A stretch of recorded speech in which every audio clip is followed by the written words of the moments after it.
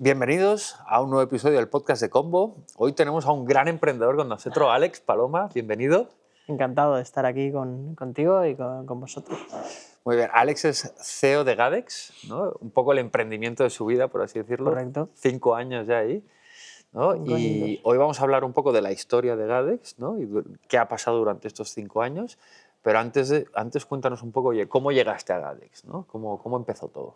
Bueno, yo soy ingeniero industrial, estudio en la UPC en Barcelona y ahí ya empiezo mi carrera profesional en Deloitte. Me voy a Madrid, empiezo en estrategia de operaciones ahí y viene el COVID.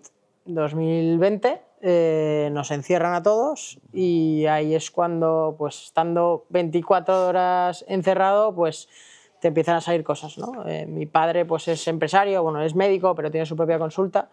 Y siempre le ha gustado el tema de generar negocio, de crear negocios, etc. Y siempre lo hemos tenido en la cabeza, ¿no? En mi familia.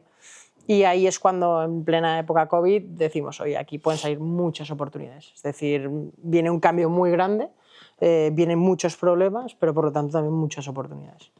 Y ahí es cuando empieza mi etapa de emprendimiento. Empiezo con The Power MBA, vale. Justo ahí en época COVID, a la vez que trabajo. Y ahí pues escuchas a emprendedores, escuchas sus historias y pues al final te vienen ideas a la cabeza, ¿no? Y te vienen problemas que solucionar.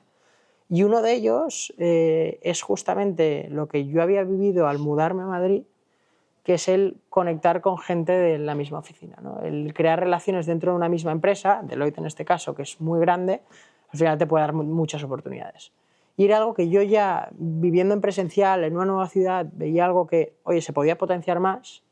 Viene el COVID y digo, vale, aquí hay un problema. Es decir, si tú estás en remoto, ya si era difícil en presencial, imagínate en remoto, ¿no? Entonces, ahí es donde veo un poco ese problema y me pongo a solucionarlo, ¿no? Ahí parto de una plataforma o la solución que pretendía ponerle era de una manera que ha ido pivotando en estos 5 años y hasta conseguir pues, el mercado y, al que dirigirnos y encontrar pues, la oportunidad real, ¿no? Pero ha sido 5 años de aprendizaje, vamos, una locura. Vale, cuéntanos un poco desde el principio, ¿no? O sea, ¿cómo captas tus primeros clientes? ¿Cómo empiezas a diseñar la estrategia de go-to-market? O sea, yo, ya, como he dicho, soy ingeniero industrial y parto de cero. Vale. Pero de cero es cero. Ningún conocimiento, ni sabía que me podía llegar a gustar las ventas. Y entonces al principio pues es empaparme de todo. O sea, empiezo a escuchar mucho podcast, con The Power MBA también escuchaba a otros emprendedores que hablaban sobre cómo vendían y al final pues yo como, oye, esa problemática la había visto en un enterprise, pues también me enfoco bastante a empresa pues relativamente grande. Al final el crear estas relaciones entre empleados, pues una empresa de 10 ya pues puedes hacerlo bastante fácil, una empresa más grande es cuando se complica. Entonces ahí pues probamos de todo, pero de todo, ¿eh? Hay de hecho una anécdota que nosotros nos ponemos a coger todas las direcciones de todas las empresas en Barcelona, de unas 80, 100 más o menos, con los nombres de las personas a las que queríamos dirigirnos, creamos libretas personalizadas para cada uno poníamos su nombre, siguiente página poníamos algo para ellos y así lo hicimos con 80, 100 y fuimos nosotros en moto a dejarlo a la oficina, con sobres acolchados, con referencia, con todo. Retorno cero. Vale. Totalmente hostia. Cero. O sea, fue una animalada de curro que estuvimos 1 semana, 2 semanas trabajando esto y no recibimos ninguna respuesta. Pero a partir de ahí pues vas escuchando y vas viendo que al final te tienes que meter en un CRM, herramientas como Apollo, como Lusha, que al final vas consiguiendo contactos, empiezas a montar todo el sistema de secuencias, que nosotros empezamos con Reply, que al final ahí es un sistema de secuencias que vas mandando correos y luego ya transicionamos a HubSpot. Bueno, teníamos Reply y Pipedrive y luego transicionamos a HubSpot, que al final unificaba un poco todo. Y a partir de ahí empiezas a conseguir reuniones y era, pues primeros 2 años fue de empaparme de reuniones, de entender cómo es el proceso, de entender los pains que tienen los potenciales clientes y ajustar la solución que teníamos. Y eso, al principio nuestro enfoque es totalmente distinto, es decir, nosotros al final cómo enfocamos el problema, oye, el problema que tienen los empleados, vamos a darles una solución a los empleados, ¿no? A crear estas relaciones, estas conexiones. Oye, vamos a potenciar que a través de nuestra plataforma puedan generar estas actividades. Que puedan ir a jugar a pádel, hacer comidas, afterworks, que al final puedan conocer a gente dentro de la empresa. ¿Qué pasa? 2 años con esta solución y ahí lo que vemos es, por un lado, había 2 challenges principales. Uno, la generación de actividades costaba mucho, es decir, que los propios empleados generen actividades teniendo pues, el trabajo del día a día, pues ya es algo complicado, y además que la empresa esté involucrada en que eso funcione. Es decir, pretendían que, oye, metiendo la herramienta ya funcionara solo, y obviamente tienes que tener ayuda de la empresa, ¿no?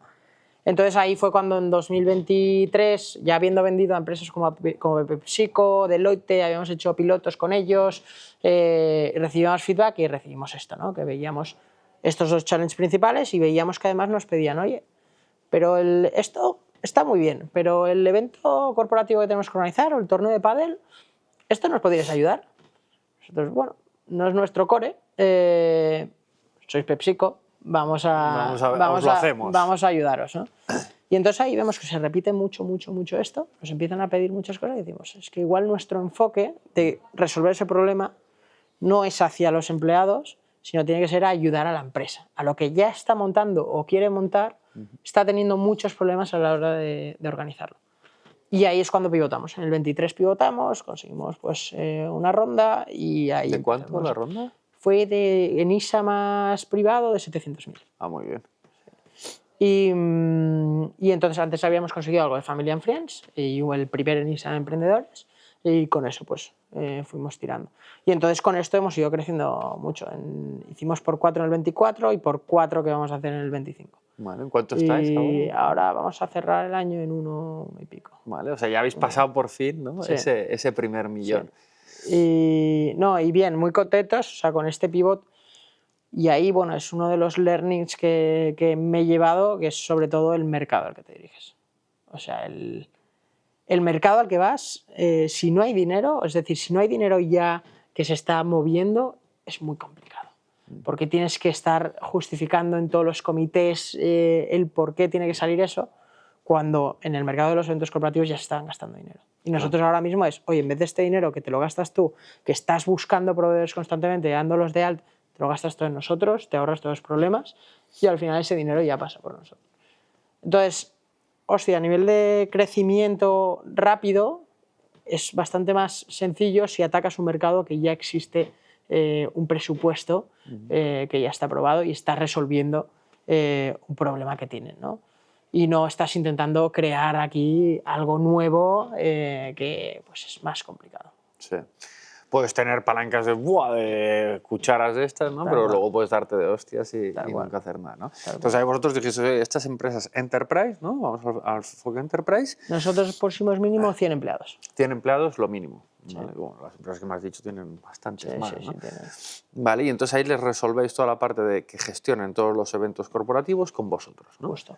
Vale, ¿y cómo os diferenciáis de la competencia? O sea, ahí al final nosotros lo que damos es un all-in-one para todos los eventos internos, ya sean los team buildings de equipos como los eventos grandes. Entonces al final tienen una plataforma a través de la cual pueden gestionar asistentes y gestionar proveedores. Entonces le metemos todo en la misma plataforma para que lo tengan todo centralizado y a nivel de facturación sea un one-stop shop.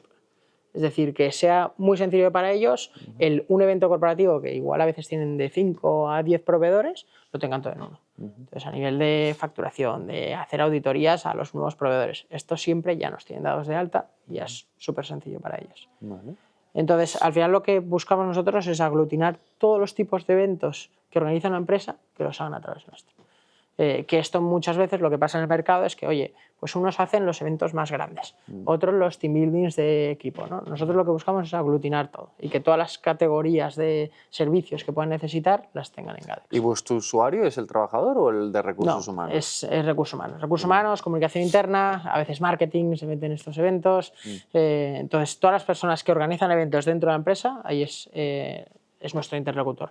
Es verdad que de primeras vamos al HR Director, que es como el que tiene el presupuesto a través del cual lo gasta. Pero sí. Vale. ¿Y ahora mismo a nivel de go-to-market habéis cambiado algo?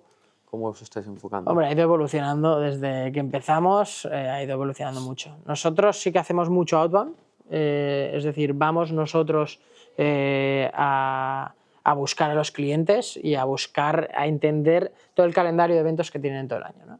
Entonces nosotros hacemos secuencias y cold calling, vale. Típico de Outbound, ahí a través de HubSpot, conseguimos una primera reunión, Discovery Call, luego hacemos una demo y luego ya hacemos el cierre, ¿no? O propuesta, cierre. Nosotros el punto de entrada más sencillo que vemos es, oye, tienes un evento, haz este primero con nosotros, ¿sabes? Entonces ahí, en esa Discovery Call es súper importante hacerla muy bien. Y esto ya lo traslado a cualquier negocio, pero entender el problema que tiene es primordial para vender y te va a cambiar los ratios de conversión que tengas después.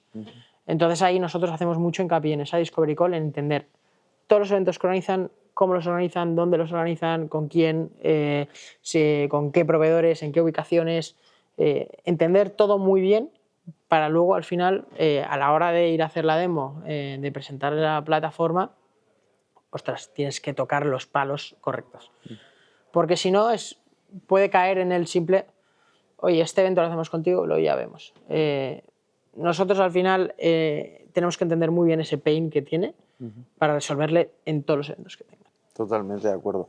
Y ahí, en esa Outbound Machine que estás construyendo, más o menos, ¿cuáles son los esfuerzos que dedicas? O sea, ¿cuáles son los outputs y los inputs, ¿no? Es decir, ¿cuántas demos sacáis, por ejemplo, de cold calling, secuencias de email, tal? Sacamos muchas secuencias, es decir, un 60-70% wow. Viene de secuencias y luego el resto bastante cold calling. LinkedIn hemos probado mucho, pero no nos funciona tanto. Y el resto es cold calling. Es verdad que de secuencias también contamos algunas que, oye, nos responden y les llamamos para agendar. Claro. ¿Vale? Pero más o menos así. Cada vez más el cold calling pues, sirve más porque al final te conocen más, es más sencillo. ¿Dirías que está aumentando la parte de cold calling y disminuyendo la parte de secuencias? Sí. Es verdad que mandamos muchas secuencias, ¿eh? Nosotros mandamos unos 3.000 emails al día. ¿Al día? Sí. Wow. Sí. Vale. Mandamos unos 3.000 emails al día y conseguimos el output, cada semana conseguimos unas 30 demos, o 30 discos, perdón, de Discovery Call, más o menos. Entonces sí que es verdad que, claro, estos 3.000 que mandamos al día, al final son 3.000 touchpoints, pero que luego hay más parte de la secuencia, ¿no? En una secuencia pues tienes varios touchpoints. Entonces son 3.000 touchpoints en un día. 3.000 touchpoints en un día. ¿Y de cuántas suelen ser las secuencias? ¿Cuántos touchpoints? De las secuencias, 4, más o menos. 4. Los 4. O sea, ¿tenéis 4 correos y luego llamada o 4 correos y si no contesta? O sea, al principio hicimos bastante intercalado, de mail, LinkedIn, llamada o mail, llamada, mail. Ahora cada vez más hemos sistematizado más secuencia y a partir de ahí, con listados de aperturas, respuestas y todo, ahí es cuando se hacen las llamadas. Vale. Entonces es bastante secuencias, pero también con listados y cada día, pues BDR pues tiene que estar llamando a las aperturas o respuestas o lo que va viendo que hay más hot dentro del CRM. Vale, súper. Oye, y durante este camino, ¿no? de estos 5 años, ¿cuál dirías que ha sido la mayor cagada que ha tenido Gadex? Ha habido muchas. Mayor cagada. Es que ahora sí una específica, a ver, la hemos cagado mucho en muchas partes de los procesos. ¿Te refieres sobre todo a ventas? Sí, go to market, pero bueno, lo que tú quieras. Yo creo que no hacer suficiente hincapié. Bueno, a ver, la mayor cagada es el mercado que atacamos al principio, los 2 primeros años. Estábamos buscando generar algo totalmente nuevo cuando ya había algo a lo que atacar y en lo que conseguir negocio. Entonces los 3 primeros años fue intentar sacar algo nuevo, sacar nuevo presupuesto para una plataforma cuando ya había mercado que podías atacar. Yo creo que esa ha sido la mayor cagada. O sea, realmente tendríamos que haber entendido más que, oye, ¿dónde está el mercado? ¿Dónde se estaban gastando el dinero las empresas? Y solucionarles un pain de ahí. Cuando estamos intentando ir por otro lado, generarlo de cero, y era en cada comité una lucha por justificar ese presupuesto que venía de cero, cuando ya se estaban gastando cientos de miles de euros en cada una de las empresas con las que hablábamos, o incluso millones, en eventos corporativos. O sea, ICP, ¿no? Podríamos decir que El ICP lo teníamos bien, porque estábamos hablando bien con el ICP, pero no el enfoque de la solución no era el correcto. O sea, estábamos solucionando a través de los empleados cuando el dinero lo tenía la empresa, el pain lo podía tener la empresa y el mercado estaba ahí. Claro. Y en ese sentido, claro, si te hago la pregunta inversa, dirías que la mejor decisión fue hacer esto, y alguna otra que dijeras, hostia, aparte de enfocar bien el pain. Sí, pues la mejor decisión fue al principio de todo. Uno, bueno, saber o entender que soy yo el que tiene que vender primero. Es decir, al principio, típico Family and Friends, que contratas algunos BDRs que te ayuden a vender, que ellos lleven un poco el proceso. De primeras, si montas algo, tienes que venderlo tú, porque tienes que entender exactamente lo que están pensando, lo que está pasando en el proceso. O sea, el ponerme a vender yo ha sido la mejor decisión. Porque ahí es cuando luego este conocimiento sí puedes montar ese sistema de ventas y puedes ya escalarlo. Pero de primeras no puedes montar algo y pretender que lo venda otro si tú no has entendido cómo funciona ese proceso. Totalmente de acuerdo. Y bueno, y tú lo vives también, que al final con Combo, vamos, estás constantemente también en el proceso y... 100%, es que es la única manera, yo creo, sobre todo hasta que ya no empieces a escalar a cosas estratosféricas, y aún así creo que siempre es bueno tener un pie en el barro y estar siempre sacándote tus propias demos, haciendo un poco de full cycle y demás. Vale, y oye, ¿y cuál fue tu mejor venta? Mejor venta fue este año, de hecho. Vale. Es una venta de alrededor de $500,000. Carayo. Y de 2 meses. Muy bien. 2-3 meses. Ciclo de venta muy corto para el ticket. No llega a 3. Y básicamente, bueno, fue el pain muy claro, lo querían resolver cuanto antes y fue llevar el proceso, a ver, igual fueron 8 o 10 llamadas de reuniones y sí, y con eso aglutinaron pues todos sus eventos a través nuestro. ¿Cómo fuiste pasando los diferentes stakeholders? O sea, a ver, obviamente tienes ahí una champion, nosotros al final trabajando con Enterprise tienes casi siempre una champion que tiene que reportar a un comité. Entonces, a esa persona te la tienes que ganar. Esa persona tiene que ser tu aliada para que esté convencida de que esa solución es la que tiene que vender internamente para cerrarla. Y yo, de hecho, sí hablé una reunión con un director de People que estaba dentro del comité, y de hecho mi champion también está dentro del comité, pero al final es una decisión conjunta y que tienen que cerrarlo y aprobarlo con nosotros. En teoría había varias plataformas involucradas y tenían que decidir sobre uno. Pero la clave es ganarte a ese champion para que realmente diga, yo quiero con estos. Yo quiero con estos. Y da igual los otros lo que presenten, que al final yo quiero trabajar con esta persona y con esta plataforma. Y es muy humano. En Enterprise sí sabemos nosotros que al final trabajamos por un lado con oferta y con demanda. Ofertas más proveedores, demanda son los clientes, que es más Enterprise. En Enterprise o en clientes no perdemos ese toque humano. En proveedores podemos automatizar mucho más, aplicar inteligencia artificial, llamadas de IA para que al final confirmen disponibilidad, etc. Ahí puedes automatizar mucho más, porque al final les estás trayendo negocio y no se necesita tanto ese toque humano. Sí, para hacer algunos acuerdos grandes, pero el resto se puede sistematizar más. Pero con cliente tiene que haber ese feeling con la persona.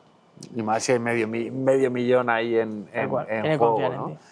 Claro, porque ahí ellos lo que hacen es depositan todo su budget de team building en ti, sí, y luego tú lo gestionas. Todo se gestiona a través nuestro. A través vuestro. O sea, ¿no? Tienen una wallet a través de la cual se factura. A ver, tenemos varias con este sistema de wallet, lo facturan a través nuestro y luego ya se va gastando en los team builders que... Vale. Y ahí vosotros, por ejemplo, a nivel de legal, compliance y demás, tenéis que sortear... Hay procesos, pero no suelen ser bastante hards, porque al final tampoco trabajamos con datos tan sensibles de las empresas, y es verdad que siempre te hacen pasar pues, unas encuestas o de ciberseguridad, de legal, de todo, pero es verdad que no es tan hard como pueden ser otros procesos donde te integras en herramientas que tienen datos muy sensibles. Entonces sí que pasamos con casi todas las enterprise, pero suele ser bastante asequible. O sea, a nivel de ciberseguridad estamos bastante cubiertos con mi cofundador, que es el CTO, y luego a nivel legal y todo esto, pues sí, contamos con despachos. Vale. Y ahí, vale, entonces, tema compliance legal para lo que es la venta enterprise, lo tenéis bastante bien, ¿no? La confianza con el champion totalmente claro. A nivel político, ¿no? Porque, oye, también es importante tratar de tocar las teclas de las personas con las que va a hablar esta persona. ¿Cómo lo hiciste para manejar esos hilos? O sea, primera llamada de Discovery Call, tienes que saber estas cosas. Tienes que saber cómo va a funcionar el proceso de venta interno, quién va a tomar las decisiones, es decir, cuántas personas están involucradas y cuánto tiempo va a llevar, es decir, cuál es el estimado de tiempo que vas a tener ahí. Es decir, tienes que tener muy claro esos steps para llegar a lo que quieres, ¿no? Que es cerrar ese deal. Entonces, en ese momento que tú ya conoces a las personas o ya te ha dado los nombres, al final también tienes que entender cómo es la persona con la que estás hablando. Si es una persona que le preocupa que puedas hablar con el resto, oye, tú te tienes que ganar a esa persona y con esa tenéis que ir al resto. Y ayudarle, es decir, darle apoyo constante de, ya sea, oye, a nivel de documentos que necesitas o qué es lo que más le va a gustar a esa persona. Es decir, yo sé que a ti te gustamos, sé que a ti te vamos a ayudar una barbaridad. Ahora, teniendo que venderlo arriba, ¿qué es lo que les gusta a ellos o qué es lo que van a ver? Y a partir de ahí ajustar con ella el pitch que le va a vender ella. Porque muchas veces no nos dejan entrar en esas reuniones. Es decir, a veces son ellas que no, es una reunión interna y sí o sí somos nosotros y yo lo presento. Vale, ok. Pues entonces déjame entender qué es lo que ellos necesitan o qué es lo que ellos van a ver, dónde van a ver el valor, por mucho que tú y yo veamos un valor diferente al que vean ellos. ¿Qué ven ellos? Ok, esto, vale, ajustamos el pitch. Yo de ti diría esto, esto y esto, y te ajusto el documento que tenemos conjunto y vas con esto y les presentas esto. Entonces, aliarte mucho con ese champion para mí ha sido la clave de la mayoría de los deals. Porque en muchos que hemos cerrado grandes no hemos ido al... ¿Y en ese pitch cómo lo estructuras ahora mismo? ¿En el pitch qué te refieres? ¿Después de la Discovery Call, en la demo? No, cuando ya te dicen, venga, pues mándame lo típico que nos hacen a todos, mándame información y ya lo paso arriba o ya lo muevo, tal cual. Yo algo súper clave, perdona que no te hablo del pitch, o sea, no te he contestado la pregunta, pero es agendar la siguiente llamada. Eso está claro. Pero se agenda la llamada, es decir, no me vale que te hayan dicho, yo siempre lo digo con el equipo, no me vale que te hayan dicho que sí que te van a pasar la disponibilidad ahora mismo que no tiene el calendario, no me vale. Es decir, tiene que estar agendado antes de que cierres la llamada, antes de que se vaya esa persona. Y a partir de ahí, claro, ya tienes un siguiente step donde ellos tienen un deadline. Entonces, el pitch al final sí que depende de la empresa, depende de la estructura, depende de los pains que tengan. Es decir, yo ahí al final hago un pitch al champion, o el equipo hace un pitch al champion, que le va a encajar a ellos. Entonces, cuando están convencidos, ahí es cuando hablas de, oye, ¿a quién tienes que convencer? A esta persona, ok, ¿qué es lo que ve esta persona? Y ahí es cuando cambias o le ayudas a vendérselo a esa persona.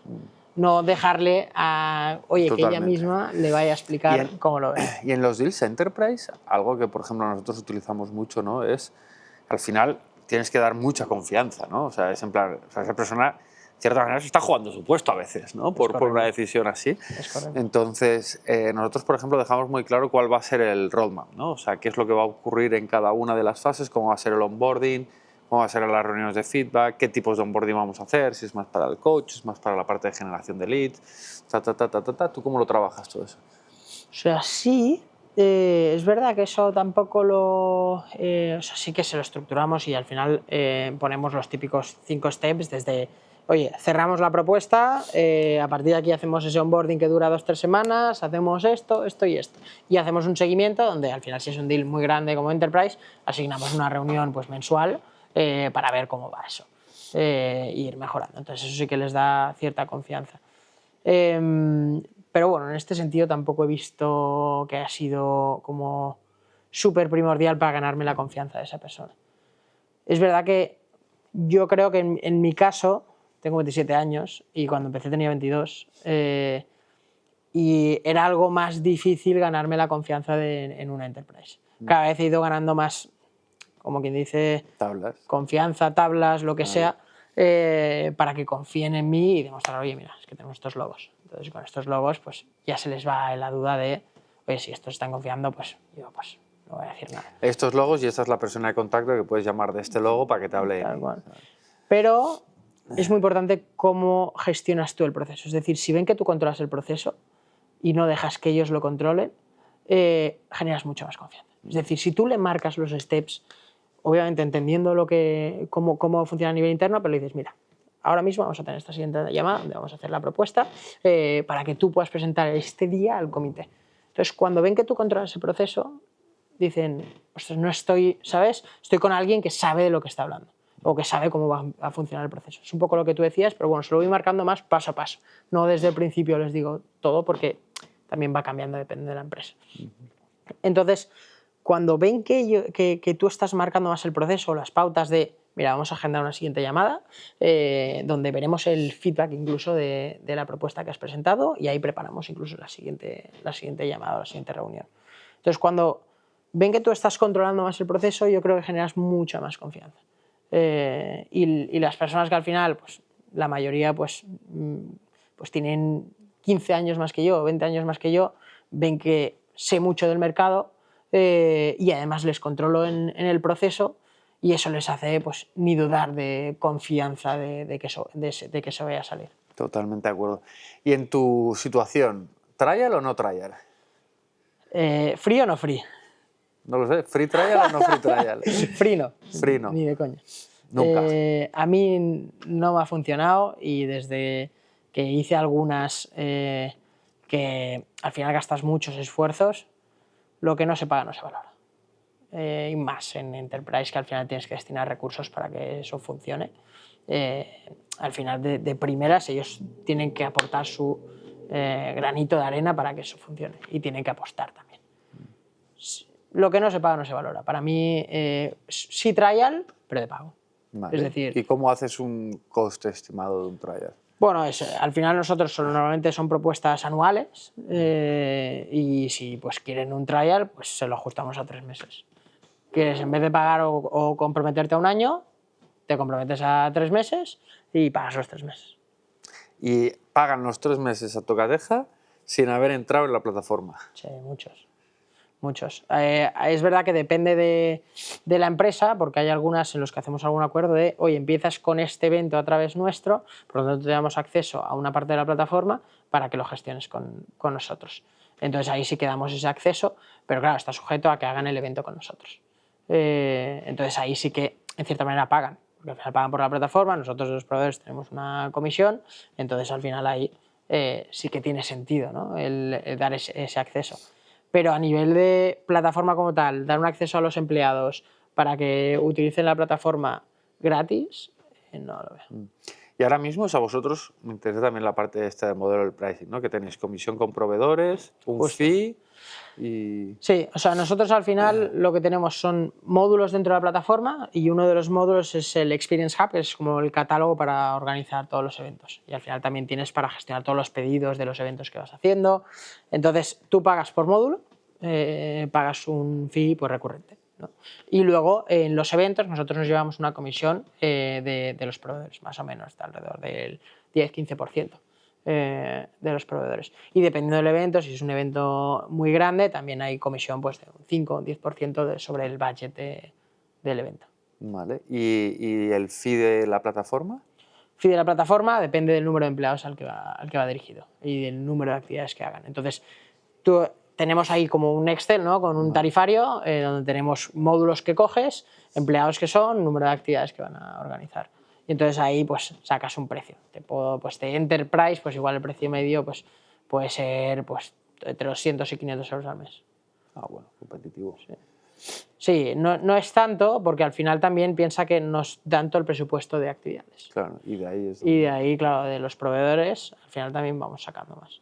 Entonces, tenemos el doble modelo, que una cosa les compromete, ¿no? A seguir gastando el presupuesto a través nuestro porque ya están pagando la plataforma, claro. Y lo otro lo van gastando con las actividades.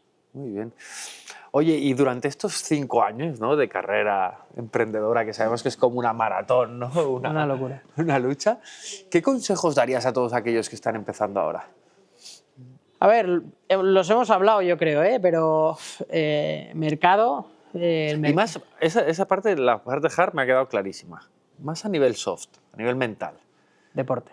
Deporte, ¿vale? Mucho deporte, a mí me gusta mucho hacer deporte y me da la vida. O sea, después de los días que acabas reventado, yo hago pues 9 a 8, curro, deporte, y si hay cosas que se queden, pues las hago después de hacer deporte. Pero para mí a las 8, en mi rutina, tiene que estar el ir a hacer deporte a las 8. Me libera mucho, a nivel mental, a nivel físico, también de irte a la cama y no estar dándole vueltas a todo, que obviamente pasa. Sí. Pero haciendo deporte, pues llegas más cansado, más tranquilo y oye, te duermes y al día siguiente pues vuelves a la pelea. Pero hacer deporte da la vida. Y bueno, sacar tiempo para todo, ¿eh? Al final, lo que dices, es una maratón y no puedes tener burnout a los 3 años, ¿sabes? Entonces, la clave aquí es ir encontrando ese equilibrio, que cuesta muchas veces porque al final estás en momentos clave que dices, guau, es que lo tengo que dar todo. Pero si no te das ese espacio de deporte, amigos, familia, te acabas quemando. Y yo no he llegado a quemarme, he tenido épocas pues, más jodidas que al final he dicho, oye, tengo que volver a mi rutina de deporte o volver a el fin de pues, desconectar completamente y entonces ya he vuelto a la rueda. Pero es verdad que si no lo tienes constantemente en la cabeza, se puede hacer muy complicado hacer tus 10 años de emprendimiento, que es lo que necesitas para petarlo de verdad. Y esto, por ejemplo, Findes yo intento desconectar bastante. O sea, yo hago full lunes a viernes, full, pero lo doy todo, obviamente con mi ratito de deporte. Y el fin de lo utilizo pues también para amigos, familia, así, pues sábado, domingo, bastante desconexión. Domingo por la tarde igual me pongo para preparar la semana, pero sábado, domingo intento bastante desconectar. Y a nivel formativo, algo que te haya despuntado. Podcast. Podcast. Sí, sí. Y sí, o sea, por ejemplo, a mí, obviamente, podcast de Combo, que todos ya podéis, campanita, suscribir. No, el podcast de ITNIC ha sido una locura. Yo desde que empecé, 2020, podcast de ITNIC, y al final escuchas a gente que está viviendo lo que quieres vivir o gente que incluso está viviendo lo que estás viviendo y todo te viene ideas de cosas que puedes hacer para mejorar. Y ese aprendizaje continuo. O sea, si escuchas esos podcasts, escuchas a los mejores, cómo lo gestionan, cómo lo organizan y al final te da ideas para estructurar tu compañía. Y de ahí es donde he aprendido la mayoría. Obviamente luego siempre intento pues, hacer networking, conocer a gente, conocerte a ti, conocer a otros fundadores, a otros CEOs. En la parte de secuencias, de hecho, una parte de secuencias que mando yo es para CEOs o para fundadores, para conocerlos también y para hacer cafés.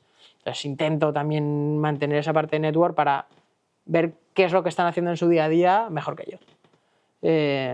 Y eso constante, pero el podcast, dar un paseo, escuchando a una persona que ha levantado 200 millones cada semana, escucharlos, las tertulias que hacen o cómo hablan con otros incluso que han levantado incluso más o que han facturado muchísimo más y te dicen cuando empezaban o cuando estaban en tu punto lo que estaban haciendo, los errores que han cometido, los aprendizajes,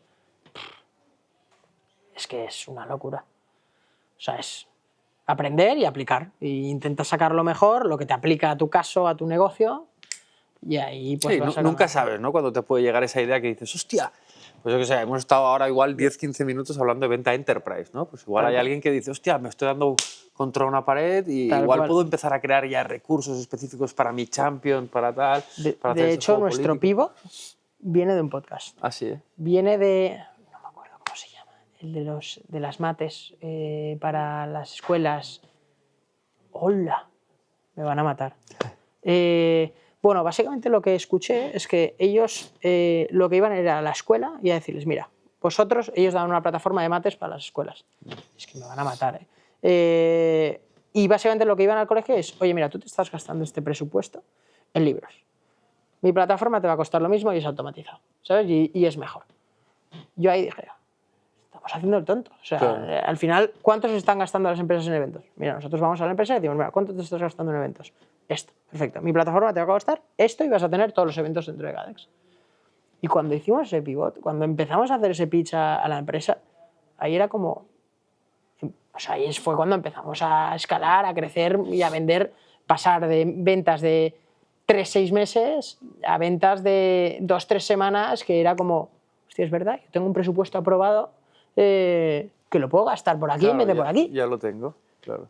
Y ahí fue, bueno, es que es un ejemplo de mi mejor aprendizaje o mi peor error, como lo solucioné, lo hice a través de un podcast. Totalmente. Y ahora para ir también terminando, ¿no, Alex? Me gustaría preguntarte por el futuro de la IA, ¿no? Que ahora hay mucho revuelo con esto y ahora justo también estábamos, la semana pasada grabamos un podcast con el VP de ventas de Holded, ¿no? Vale. Que debo aquí todo un arsenal de material interesante. ¿Tú cómo lo ves? Fiel cliente de Holded. ¿Ah, sí? También, yo también. Es que esto nos ha conquistado a todos. Son muy buenos.